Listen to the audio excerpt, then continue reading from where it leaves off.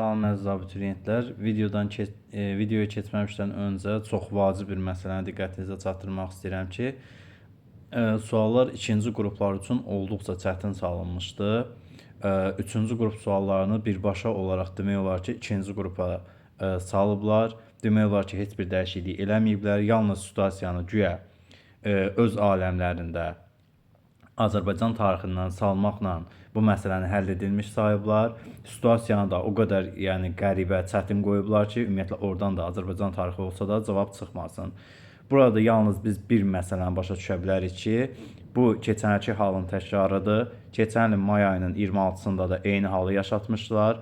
İmtahan olduqca ikinci qruplar üçün çətin salınmışdı. Yəni bu uşaqlar coğrafiya və riyaziyyatı zaten çox çətinliklə yazırlar. Üstünə gələndə bir də tarixdən baxın bu suallar görün necə iri sxemlərin çox olduğu suallardır ki, həmin o coğrafiya, riyaziyyat sualları ilə yanaşı uşaqlar bu tipli ağır suallarda yazmağa məcbur olurlar. İkinci qruplardan söhbət gedir. Deməli, bunların məqsədi yalnız nədir? Keçən ilin iyulunda biz nə gördük onu deyək sizə, sualların tamamilə fərqli olduğunu gördük. Yəni may ayının 26-sında hər iki qrupa demək olar ki, 95% eyni suallar salınsa da, iyul ayında bu sualların arasında demək olar ki, bir dənə sual belə bənzərliyi yox idi. Yəni iyul qəbullarını çox rahatlıqla sosial şəbəkələrdən əldə edib baxa bilərsiniz ki, suallar necə sadədir, heç bir əlaqəsi yoxdur digər qrupla, çox rahatlıqla cavabı çıxır. Yəni biz buradan hansı nəticəni çıxardırıq? Bu nəticəni çıxardırıq ki, Dövlət İmtahan Mərkəzi 25 mindən çox abituriyentə qərəzli olaraq imtahanı çətin salaraq onların yenidən imtahana getməsini məcbur edir. Yəni bu da toplamda 1 milyon manatdan çox vəsait mənasına gəlir. Bu rüşvətin qanuniləşdirilməsi deməkdir artıq. Yəni bu dövlət qurumunu indi şəffafdır dedik, işini düzgün görür dedik deyənə, bu qurumu yoxlayan bir qurum yoxdurmu? Bunların işinə kim nəzarət edir? Bu sualların bu cür paylanmasına kim nəzarət edir? Yəni bu niyə belə olur? Necə olur ki, may ayında suallar eyni olur, amma iyul ayında suallar fərqli olur, daha asan da olur ikinci qruplar üçün. Hələ mən sahəm ikinci, üçüncü qrupdur deyənə onlardan danışıram. Bunların birinci qrupda elədiyi eyni vəziyyəti də demək lazımdır. Riyaziyyat informatika və riyaziyyat kimya arasında yaratdıqları o fərqi demək lazımdır ki, uşaqları məcbur edirlər ki, sən ya riyaziyyat informatika olmalısan mütləq qaydada imtahanın birində, ya da riyaziyyat kimya olmalısan. Əgər fərqli bir qrup istəyirsənsə, yenidən ikinci imtahana getməlisən və ödəniş etməlisən. Yenə də burada təbii ki, 30 mindən çox uşaqdan söhbət gedir. Birinci qrupa bilirsiniz ki, müraciət çox olur digər qruplara nisbətdə. Yəni bu da çox böyük pul vəsaiti mənasına gəlir. Birbaşa olaraq imtahan sistemlərini türklərin sözü ilə desək, pul odaqlı olaraq edirlər. Yəni hər şey pula hesablanır. Sizdən rica edirəm bu məsələni gündəmdə saxlayın. Yəni özünüz üçün, sizdən əvvəlkilər, sizdən sonrakıların haqları üçün bu məsələni çox ciddi nəzarətdə saxlayın. Yəni bu tip sualların ikinci qruplara salınması qəti şəkildə düzgün deyil. Bu uşaqlar bu suallara cavab verirsə, onların balı 700 yox 800 olmalıdır. Tarix sualları. Çünki 1.5 əmsalla hesablanır 3-cü qrupda. Onda siz gətirin uşaqların balını 800 eləyin. Yəni bunun başqa bir izahatı, variantı yoxdur. İndi isə keçək suallara. İkinci qrupun C variantından baxırıq. Üçüncü qrupdan da suallar demək olar eyni olduğuna görə özünüz yoxlaya biləcəksiniz. Birinci sualda deyir ki, Qaraqoyunlu dövlətinin Teymuri dövləti ilə oxşar Səfəvi dövlətindən fərqli xüsusiyyətlərini deməli seçin. Baxırıq, Osmanlı dövləti ilə müharibə aparması. Səfəvi dövlətindən fərqli deyir deyənə bunu dərhal buradan vururuq. Çünki Səfəvilər dövləti Osmanlılarla müharibə aparıb. Bizə fərqli lazımdır. Deməli, birləri çıxardacağıq. Birlər getdi. Şirvanşah 1-ci İbrahimlə mübarizə aparılması. Qaraqoyunlu dövləti ilə Teymuri dövləti Şirvanşah 1-ci İbrahimlə mübarizə aparıbdır. Qaraqoyunlular 1412-də, Teymurilər də misal üçün 1405-dəki Kür döyüşlərini misal göstərə bilərik, İkin götürürük. Amma Səfəvlərdə belə bir xüsusiyyət yoxdur. 3-ə baxırıq. Bayandurlu sülaləsinin qüvvələrinə qarşı mübarizə aparılması. Məsələn, dərhal görürük ki, Səfəvi dövləti Bayandurlularla bir neçə dəfə döyüşübdür. Dövlət olaraq isə bir döyüşü var, Alma bulağı. Ona görə çıxırıq. Şeybanilərə qarşı mübarizə aparılması. Yenə Səfəvilərdə bu hadisə olduğuna görə Şeybanilərlə mübarizə. Ona görə çox üstündə qalmayaq. Elə bunu da çıxaq. Uzun Həsənin qoşunları tərəfindən məğlub edilməsi isə Səfəvi dövlətində yoxdur. Ona görə bunu götürəcəyik. Cavabımız olacaq 2-5. C variantı. Yəni üçüncü qrupda da suallar eyni olduğuna görə siz hansı variant olmağınızdan asılı olmayaraq bu sualı tapıb yoxlaya bilərsiniz. Uzun Həsənlə mübarizə Qaraqoyunlu dövlətində də var, Teymuri dövlətində də var. Qaraqoyunlu dövlətini Muş döyüşünü misal çəkmək olar, Teymurilərlə isə Muğan döyüşünü misal çəkmək olardı. Elə yan-yana baxaraq gedək. 66-cı sualda deyir ki, Osmanlı Sultanı 1-ci Süleymanın hakimiyyət dövrü üçün səciyyəvi idi. Süleyman deməli 1520-1566-cı illərdə hakimiyyətdə olubdu. Paytaxtın Ədirnəyə köçürülməsi Muradın adı ilə bağlıdır. Ona görə bir olanları çıxırıq. İspaniya donanmasının məğlubiyyətə uğradılması 1541-ci ilə aiddir. 2-ni götürəcəyik. Səfəvi dövləti ilə sülh müqaviləsinin imzalanması 55-dəki Amasya sülhünü götürə bilərik. 3-ü. Bolqarıstanın işğal edilməsi deməli Muradın dövründə tabe edilmişdi. Bəyazidin vaxtında isə 1396-da Nikbol döyüşündə Bolqarıstan fəthi başa çatdırılıbdı. Ona görə 4-də çıxacaq. Moxac döyüşündə qələbə qazanması 1526, Moxac döyüşündə Süleyman qələbə qazanıbdı. 2, 3, 5 olacaq bu sualda düzgün cavabımız. 67-yə baxırıq. Eldəniz hökmdarı Qızıl Arslanın fəaliyyəti üçün xarakterik deyil. Şirvanşahların vassal asılılığına salınması anı çıxırıq. Çünki səhvlər istəyir. Paytaxtın Həmədan şəhərinə köçürülməsi Qızıl Arslandan bağlı deyil. Məhəmməd Cahan Pəhləvanın fəaliyyət dövrünə aiddir. Ona görə B-ni götürəcəyik. Mərkəzi hakimiyyəti tabe olmaq istəməyən feodallara qarşı mübarizə aparılması bu var. Həmədan vuruşmasında qalib gəlməsi 1190 var. Dövlətin siyasi vəziyyətinin möhkəmlənməsi var. Ona görə düzgün cavab B olacaq. Bir balaca irəli veririk. 62-yə baxırıq. Fransa Krallığı, İngiltərə Krallığı. Böyük Azadlıqlar Xartiyasının imzalanmasını aparıb qoyuruq İngiltərənin yanına 1215-ci il. Sərib yürüşlərində iştirak etməsi hər ikisinə aiddir. B-ni ortaya qoyuruq. 100 illik müharibədə iştirak etməsi yenə hər ikisinə aiddir. Ortaya qoyuruq. B ilə D-nin olduğu yalnız bir cavab var. O da Y cavabıdır. Düzgün cavabımız Y olacaq. Digərinə baxaq. Azincourt döyüşündə qalib gələn ingilislərdir. C-ni gətiririk bura və nəhayət Fransiyada qalır. Jaklar üsyanının baş verməsi 1358. Burada zaman göstərməyib, sadəcə dövlətlərin uyğunluğunu istəyir. 1-ə Y, 2-yə B-dir, 3-ə B-dir, 2-yə də AC. Sonra keçməyək, elə 68-ə baxaq. Paleolit və mezolit dövrlərinin oxşar cəhətlərini istəyir. İstehlak təsərrüfatının mövcud olması düzdür. Qadınların cəmiyyətdə mühüm rol oynaması, bu da düzdür. Yəni ana xaqanlığı bu dövrlərdə var, üst paleolitdən başlayıb. İnsanların mağaralarda məskunlaşması düzdür. Kiçik ölçülü mikroid əmək alətlərindən istifadə edilməsi bu mezolitdən etibarən başlayıb və ondan sonraki dövrlərə aiddir. Əkinçilik və maldarlığın əsas məşğuliyyət sahəsi olması isə neolit dövründən etibarəndir. Ona görə 5 nömrəni də çıxırıq. Cavabımız olacaq 1, 2, 3, B variantı. Bir daha təkrar edirəm. Siz üçüncü hansı variant olmağınızdan asılı olmayaraq özünüz yoxlaya bilərsiniz də. Variant fərqi yoxdur, suallar eynidir. Birinci Dünya müharibəsi illərində Cənubi Azərbaycanda milli hökumət süqut etdi. Birinci Dünya müharibəsinin illərini yazaq. 14-18-ci illər noyabrın 11-nə qədər gedibdir. Milli hökumət süqut etdi, düz olmaz. Çünki milli hökumət elə Cənubi Azərbaycanda hələ 20-də idi. Elə 20-də də üsyan yatırılıbdı. Anı ona görə çıxırıq. Pişəvəri bu dövrün adamı deyil. Pişəvəri 40-ların adamıdır. Bax, bunu buna görə çıxacaq B-ni. Məsələn, Y variantında 21 Azər hərəkatı yenə bu Pişəvəri dövrünə aiddir. 40-cı illərin hadisəsidir. Ona görə də çıxırıq. Qalır burada Şeyx Məhəmməd Xiyabaninin rəhbərlik etdiyi ADP-nin yaradılması 1917 bu düzgün cavabımızdır. Birinci Dünya müharibəsinə düşdü. Şeyx Məhəmməd Xiyabaninin rəhbərliyi ilə milli hökumətin yaranması yenə təkrar edirik. 1920-dir, bunu götürə bilmərik. Digər tərəfə baxırıq. 69. Şimali Azərbaycanda 19-cu əsrin 40-cı illərində həyata keçirilən sosial-iqtisadi tədbirlərə aid deyil. Sosial-iqtisadi tədbir deyənə burada mədəni, idarəetmə ilə bağlı olsa biz çıxacağıq. A variantına baxırıq. Komendant idarə üsulunun ləğv edilməsi 1840-ı deyir. Elə bu sosial-iqtisadi tədbir deyil. Bu idarəetmə ilə bağlı bir tədbir olduğuna görə bunu götürəcəyik. Yəni bu o dövrə aid bir şey deyil. Sosial-iqtisadi tədbir deyil. B variantı. Sahibkar kəndlərinin mülkədar tabeliyəsi adının verilməsi 46. Sonra Qazax, Şəmkədil, Borçalı nahiyələrində yaşayan mülkədar torpaq sahibliyindən məhrum edilməsi bu 40-cı illərin əvvəlində var. Sosial-iqtisadi tədbirdir. Xəzər vilayətinin mülkədarların tiyul torpaqlarından müsadirə edilməsi. Bu da elə ikisi yan-yana olan hadisələr idi. Həmin dövrdə 40-cı illərin əvvəldir. Ali müsəlman silkinin hüquqları haqqında reskriptin verilməsi yenə 46-cı ilə aiddir. Sosial-iqtisadi tədbirdir və həmin dövrə düşür. Daha sonra 64-ə baxırıq. 40-cı ilin yazında Alman ordusu Danimarkanı, sonra isə Norveçi ələ keçirdi. Az sonra Hollandiya Belçika təslim oldu. Alman qoşunları Kale limanını ələ keçirərək İngilis, Fransız, Belçika qoşunlarını Dünkerkdə sahilə sıxışdırdı. İndi deyir ki, Almanya bu addımı atmaqla Lokarno konfransında üzərinə götürdüyü hansı öhdəliyi pozdu? Siz bilirsiniz ki, Lokarno konfransında bunlar şərt kəsmişdilər ki, Belçika idi, Fransa idi, Almanya idi. Bunların sərhədləri yəni dəyişməyəcəkdi, toxunulmaz qalacaqdı.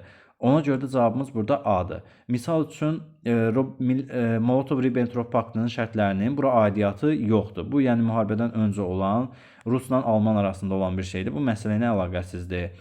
Sonra silahların azaldılması haqqında konvensiyanın müddəalarına riayət etməyi, bu dünya müharibəsi gedirsə artıq o müddəaları çoxdan pozubdur. Misal üçün Reyn bölgəsinin hərbsizləşdirilməsi bu müharibədən bir balaca daha doğrusu bu həmin hadisələrlə əlaqədar deyil. Bu ümumiyyətlə Versal-Vaşinqton sülhündə nəzərdə tutulmuş bir maddə idi. Sonra Y-yə baxırıq. Avstriyanın ərazi bütövlüyünün təminat altına alınması. Bu da Streza konfransı ilə bağlı bir şeydir. Yenə bu məsələlərlə əlaqəsi yoxdur. Y-ni çıxırıq. Sonra 65-ə baxaq, sonra 70-ə baxarıq. Manna hökmdarları Ulusun və Ovalin hakimiyyətləri dövrünə aid ümumi cəhəti bizdən istəyir. Bu da adətən bu sual gələndə toplu sualdır demək olar ki, bu Assuriya ilə ittifaqın bərpa edilməsi olur cavab. Yəni digərləri əlaqəsizdir. Urartu tərəfindən işğal edilmiş Manna torpaqlarının qaytarılması səhvdir. Çünki 714 yürüşündən sonra artıq Urartu o məsələlərə qarışmır. Mərkəzi hakimiyyətə qarşı baş vermiş üsyanların 2-ci Sarqon tərəfindən yatırılması Ovalin vaxtında 2-ci Sarqon olmayıbdır. Əhəməni dövləti ümumiyyətlə Manna ilə üst-üstə düşmür. 7-ci əsrin ikinci yarısında dövləti idarə etmələri bu 650-630 olaraq Uvaliyə aid bir xüsusiyyətdir eramızdan əvvəl, ona görə bu da düşmür. 70-ci suala baxırıq. Qanunverici hakimiyyət, icraedici hakimiyyət, məhkəmə hakimiyyəti veribdir. Aşağıdan baxaq. Qanunların konstitusiyaya uyğunluğuna nəzarət etməsi bu məhkəmə hakimiyyətində idi. Bu düzgündür. A-nı götürəcəyik. Rəhbərinin birbaşa xalq tərəfindən seçilən nümayəndə olması xeyr. Xalq seçmirdi. Prezident və deməli konqresin birgə qərarı nəticəsində o gəlib ora təyin olunurdu. Hərbi qüvvələrə rəhbərlik etmək səlahiyyətləri bu prezidentə aiddir. Təkcə burada A qalacaq. Sonra prezident icra edicinin başındaydı. Bu düzdür. Rəhbərlik ömürlük seçilmirdi. Bir də qanunlara veto qoymaq hüququnun olması olmalıydı burada, amma yazıb ki olmaması. Ona görə bu da səhvdir. B-ni C-ni də bu hissədən çıxardırıq. Yəni hər ikisindən bir dənə götürdük. A. Yuxarıya çıxaq. Konqres adlandırılması düzdür. Qanunverici hakimiyyətə konqres deyirdilər. Sonra yuxarı palata nümayəndələr deyildi. Bu senatorların olduğu hissə idi yuxarı. Bu aşağı palatadır. B-ni ona görə çıxacağıq. İcra hakimiyyətinin işini yoxlama səlahiyyətlərinə malik olması da bunlarda var idi. AC və AA tək olmalıdır. Baxın bu variantda B variantı gələcək düzgün cavab. Bunları ixtisar edirik. 71-də deməli bizə Xocavənd gördüyünüz kimi böyük rayondur. Qarabağ ərazisindədir. Bu Xankəndi ilə səhv sala bilərsiniz, amma ərazisi çox böyük olduğuna görə Xocavənd olduğu, yəni çox bəlirgindir, bilinir. Deyir 2024-cü ildə dövlət başçısı burada prezident seçkilərində səs verməyi etmişdir. Bu elə Xankəndi ilə sizin qarışdırmağınız üçün verilibdir bu. Bu Xocavəndli olduğuna görə bunu çıxırıq. Çünki bu ifadə Xankəndiyə aiddir. 10 noyabr bəyanatına əsasən rayon mərkəzi azad edilmişdir. Xeyr, X hərfi ilə olanlar Xocalıdır, Xankəndidir, Xocavənddir. Bunlar antiterror əməliyyatı nəticəsində qaytarılıbdır. Ona görə 2-ni də çıxacağıq. 1 və 2 olan variantları atanda zaten cavabımız artıq 3-4 qaldı. Antiterror əməliyyatları ərəfəsində ərazisində sülh məramlı kontingent var idimi? Var idi. Həmin bölgə Dağlıq Qarabağ adlanırdı və 2024-cü ilə qədər həmin kontingent orada olubdu. Ərazisində Alban memarlıq abidəsi var idimi? Bəli, Xocavənddə Amaras monastırı yerləşirdi. Ona görə düzgün cavabımız 3 və 4 olacaq. Keçməyək, digər hissəyə baxaq. 74-də deyir ki, kəndlərə torpaq verilməsi haqqında qanunun qəbul edilməsinə çalışan Tiber qıraq günahlandırılırdı. Çıxdaş eləməklə gedək. İmperator olmaq cəhdi səhvdir. Xalq yığıncağında konsullar və senatın mövqeyini zəiflətmək cəhdində xeyr, belə bir şey də yoxdur. Onu hakimiyyətə gəlməkdə günahlandırırdılar. Qulları və kəndliləri üsyana qaldırmaq və patristlərin torpaqlarını əlindən almaq cəhdində xeyr, bu da deyil. Senata arxalanaraq. Burada bu cavab çox yaxındır, dövlət çevrilişi etmək məsələsi. Amma burada senata arxalanmaq sözü səhvdir. Çünki o xalq yığıncağında olan bir insan idi. və düzgün cavab qalır Romada padşah olmaq cəhdində. 75-də deyir ki, qədim Misirdə 2-ci Ramzesin hakimiyyət dövrü üçün səciyyəvidir. Eramızdan əvvəl 2-ci minillik 16-11-ci əsrlər yeni şahlıq dövrünün adamıdır bu. Baxaq. Misirdə ilk sərdabələrin tikintisinə başlanması bu deməli Tutmosun vaxtındandır. Birinci Tutmosun, ona görə çıxırıq. Finikiyanın Misirin hakimiyyəti altına düşməsi bu elə bunun doğru cavab kimi qalacaq. Onun dövründə də müqavilə əsasında Finikiya yenidən Misirin nəzarəti altında qalır.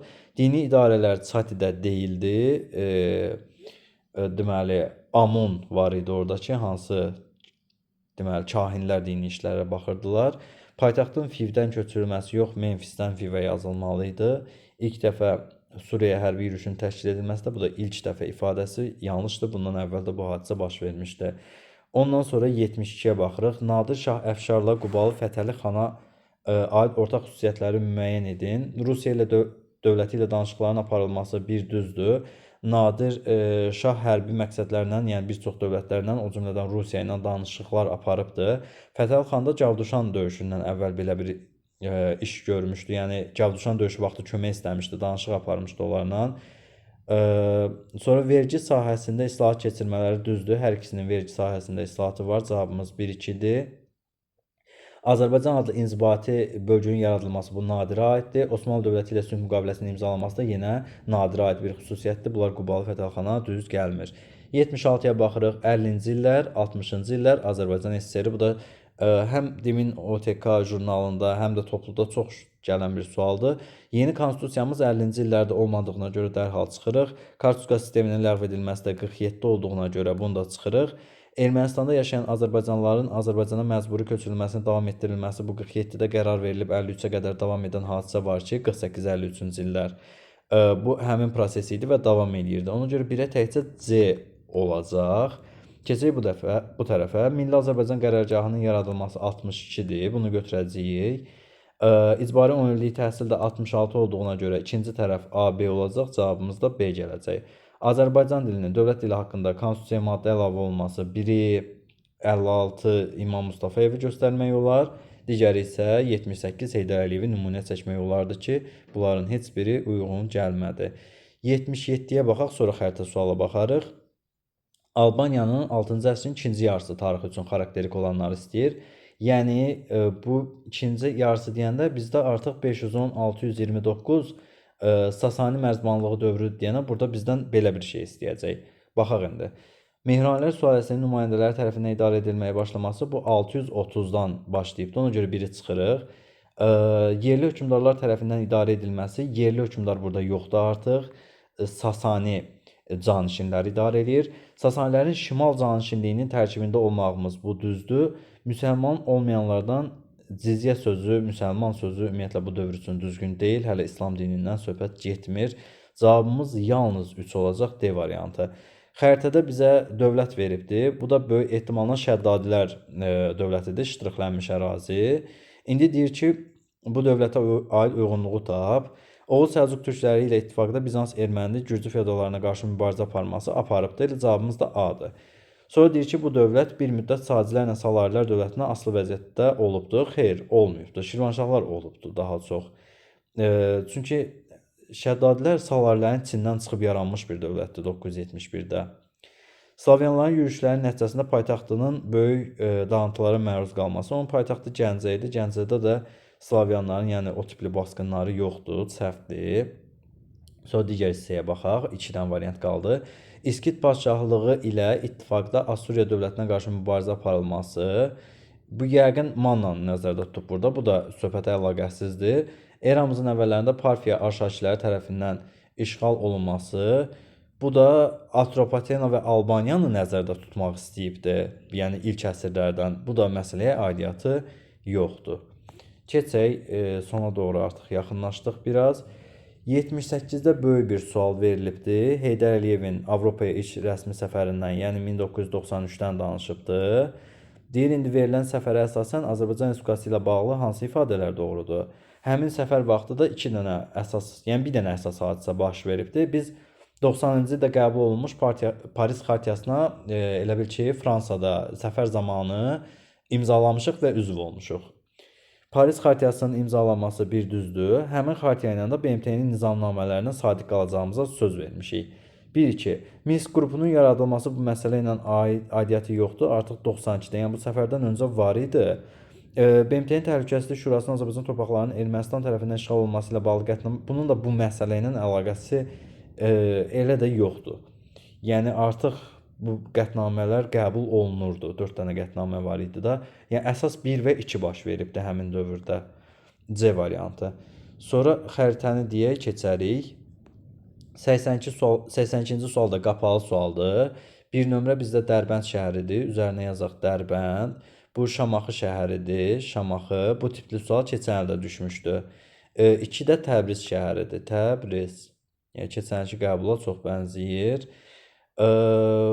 Şəhərlərində bizdən 13-cü əsr tarixini istəyir deyənə, Səlcuqlar 13-cü əsrdə harasa yürüyüş eləmirlər. Birinci bunu çıxardırıq. Cəlalilər də 14-cü əsrin dövlətidir deyənə. Yəni sualı həll etməmişdən A-nı, Y-ni açsaq sadəcə, baxın A və Y olanları açsaq, sadəcə A və Y olanları atıram.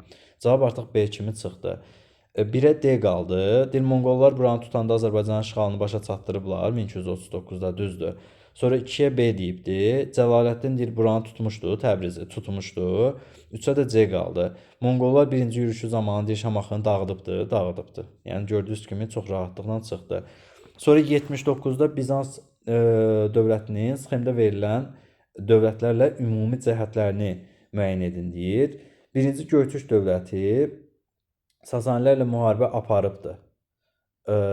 A-nı götürəcəyik. Xalqların Sasanilərlə birinci Göytürk dövləti 552 588. Bizans dövlətinin sxemdə verilən dövlətlərlə ümumi cəhətlərini. Aha, burada bizdən Bizansla oxşar olmağını da istəyir. Yəni Bizans dövləti ilə də üst-üstə düşsünlər, onların gördüyü işlə əlaqədar olsun. İndi daha diqqətli baxaq.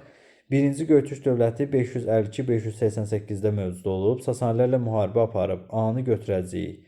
Xalqların böyük köçü dövründə yaranması. Bizans deməli 395-ci ildə yaranıbdı. Birinci Göytürk dövləti 552. Hər ikisi ora düşür. A-dan B. Çinin asılı hala salınması isə Bizans tarixində yoxdur. Ona görə 1-ə AB-ni götürəcəyik. Keçək ikinci hissəyə. Axund dövləti Hindistana yürüş edilməsi. Bu Bizansla oxşar deyil, çıxırıq. Göytürklərin hücumuna məruz qalması. Axund dövləti də deməli Göytürklərin hücumuna məruz qalması. Axund dövləti Göytürklərin hücumuna məruz qalıb, Bizans da bu hücuma məruz qalıbdır. B-ni götürəcəyik. 4-cü əsrdə yaranması. Hər ikisi 4-cü əsrdə yaranmışdı. Axund dövləti də var idi, Bizans dövləti də artıq 4-cü əsrdə yaranmışdı. Deməli 1-ə AB, 2-yə də BC olacaq. Davam edək. Rəşidi xəlifələrin qoşunlarına qarşı mübarizə aparması düzdür. Cavanşir hakimiyyətə gəlməmişdən ümumiyyətlə öncə sərkərdə olaraq belə bu mübarizəni aparırdı. Kadisiya Ktisivon döyüşlərinin özünü demək olar ki, artıq orada aparıb. Səlcuqların hücumlarını, Səlcuqlar Albaniya dövlətini görməyiblər. Bizdən ümumi cəhət istəyir də. Attila da Albaniya dövlətini görməyib deyənə 1-ə AB, 2-yə BC, 3-ə A qalacaq. 80-ci sualda Almaniya Federativ Respublikasının 20-ci əsrin 50-ci illəri, bu da təxminən Adonerin dövrüdür və iqtisadi möcüzələr tarixidir. Planlı iqtisadiyyat xeyr, bu daha çox SSR meyilli ölkələrdə olur. Sosialist dövlətləri ilə fəal iqtisadi əməkdaşlıq xətti, bu da yenə SSR meyilli ölkələrə aiddir. Qapalı iqtisadiyyata keçirilməsi yenə SSR meyilli ölkələrə aiddir. Sosialistlərin hakimiyyət başında olması yenə SSR meyilli ölkələrə aiddir. İqtisadi yüksəlişin baş verməsi isə 50-ci illər Almaniya tarixi üçün xarakterikdir. 81-ə baxırıq. Ərəb xilafəti və Böyük Səlcuq dövlətinin tarixlərinə aid ümumi cəhətlər. Azərbaycanı özlərinə tabe etmələri bu düzdür. Çinə hərbi yürüşü Böyük Səlcuqlar eləməyiblər. Sonra Qərbi Avropaya hərbi yürüş etməsini deməli ərəblər gəlib çatmışlar, Böyük Səlcuqlarda belə bir şey yoxdur. Xidmətə görə İqta torpağı İqta, yəni hər ikisində İqta var. Cavabımız 1-4 olacaq. 83-ə baxırıq. Xronoloji ardıcılığı müəyyən edin deyir. Qızıl Ordu dövlətində İslam dininin rəsmi dövlət dini kimi qəbul edilməsi bu Özbəyin vaxtındadır. Özbək yazaq qabağına. Qızıl Ordu Əhməd xanı da saxlayaq. Elə Əhməd xan Moskvaya getməyi 1480-dir, axırlardadır. Qızıl Ordu dövləti ilə Hülakülər arasında müharibələrin başlaması, bu elə Hülakülərin yaranmasından sonra müharibələr artıq başlayır. Təbriz şəhərinin Toxtamışın, bu da 1385-dir. Elə hökmdarların ardıcıllığına görə düzək. Deməli 3, daha sonra Özbək 14-cü əsrdə olduğuna görə, Toxtamışdan da əvvəl olduğuna görə 3, 1, 4, 2. Sonra Aleksandr verib bizə, Nikolay verib.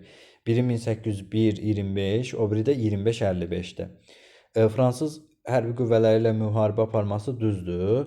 Məsələn, Aleksandrı biz şeydə görürük, elə Borodino döyüşünü misal çəkə bilərik. Nikolayda bu Krım müharibəsi var idi, müttəfiqlər Rusiyaya qarşı döyüşürdü. Bax, orada görürük 53-56-da Nikolayın dövrü üçün. Sonra Qacarlar dövlətində də yenə eyni məsələ. Birinci Rus Qacar hissəsi Aleksandra düşür. İkinci Rus Qacar hissəsi məsəl üçün Nikolaya düşür. Sonra xanlıqlarla müqavilə imzalaması Aleksandra var, amma Nikolayda yoxdur. Qara dənizə çıxış uğrunda mübarizə aparması da bunlar artıq bu dövrdə Qara dənizə çıxışı əldə ediblər. Yəni 1791-də hətta Qara dənizdə möhkəmləniblər, belə deyək. Yəni 1 ilə 2-nin olması bu sual üçün daha düzgündür. 85. Azərbaycan Xalq Cümhuriyyətinin Tiflis və Bakı dövrlərinə aid ümumi cəhətlərini müəyyən edin. Müəyyən müddət Milli Şuranın fəaliyyət göstərməsi düzdür. Həm Tiflisdə olanda, yeni yarananda, həm də Bakı dövründə Milli Şura noyabr ayında müəyyən qədər fəaliyyət göstəribdir. Qanunverici orqan olan parlament yalnız dekabrın 7-sindən olduğuna görə təkcə Bakı dövrünə düşür.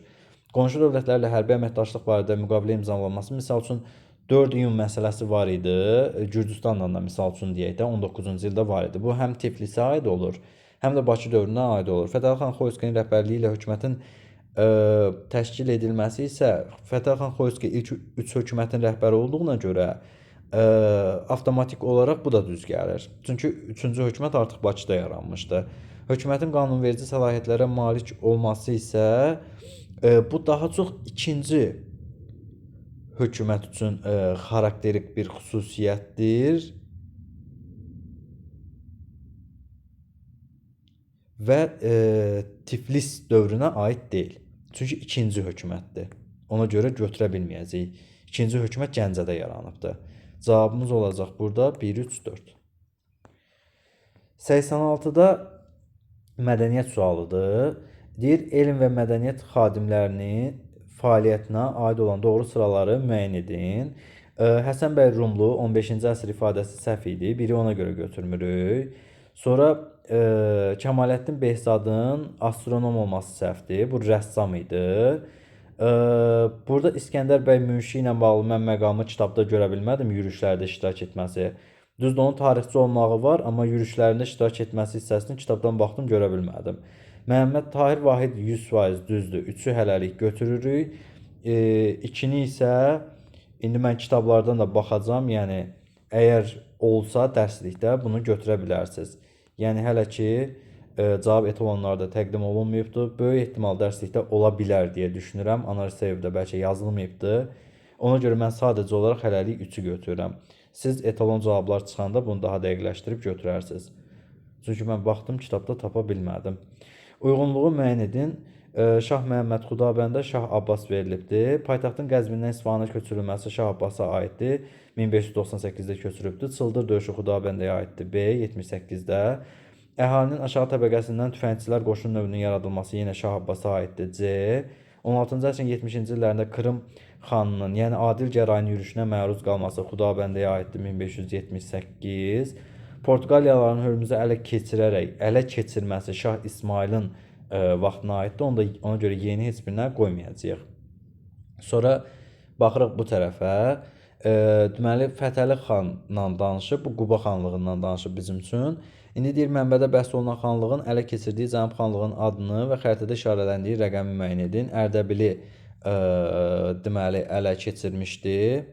1 nömrə, Ərdəbil. Siz 1 və Ərdəbil yazmalıydınız. Şamaxını Dağıstanlıların hücumundan müdafiə etmək üçün mənbədə göstərilən xanlığın Şamaxı xanlığı ilə əldə etdiyi razılaşma şərtini yazın. Bu da xərac idi. Çox yəni belə dəxlisiz yerdən həqiqətən seçilmiş bir situasiyadır. O cür böyük şeylər qala-qala, yəni seçilən situasiyanın yerinə bax. Mənbədə bəhs olunan xanlığın Azərbaycanın cənub torpaqlarına yürüşündən geri çəkilməsinin 2 səbəbini yazın. Burada ən vacib birinci növbədə Rusiyanın etirazı qeyd olunmalı idi. Rusiyanın etirazı bu çox vacibdir. Əsas buna görə geri çəkilibdir. İkincisi, o digər xanlıqlar var idi, Gürcü hakimi var idi ki, onlarla münasibətlərin pis olmağını istəmirdi. Misal üçün onu yaza bilərdiniz. Sonra üçüncü olaraq Rusiyanı yenə ayrıca qeyd eləmək olardı ki, misal üçün Rusiya kimi böyük bir dövlətlə münasibətlərin gərginləşdirilməsini istəmirdi deyənə geri çəkilməyin daha düzgün olduğunu hesab etdi. Yəni bu şəkildə videonu bəyənib paylaşmağı unutmayın.